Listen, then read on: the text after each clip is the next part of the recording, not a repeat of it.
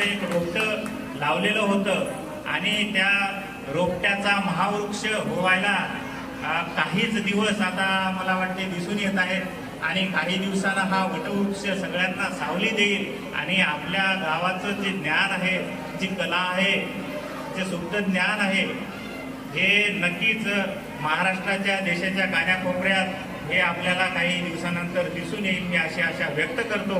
आणि यांनी इतक्या छान पद्धतीनं हा कार्यक्रम बसवला, इतक्या छान पद्धतीनं आपण इतक्या मोठ्या संख्येने इथे उपस्थित राहिलात, इतक्या छान पद्धतीनं पालक वर्गांनी यांना रिस्पॉन्स दिला.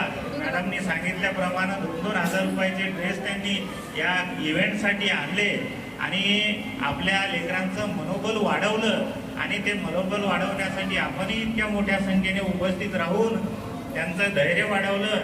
त्यांचे गुण मॅडमनी आपल्यासमोर मांडलेलेच आहेत आणि असेही सुप्त जे गुण आहेत.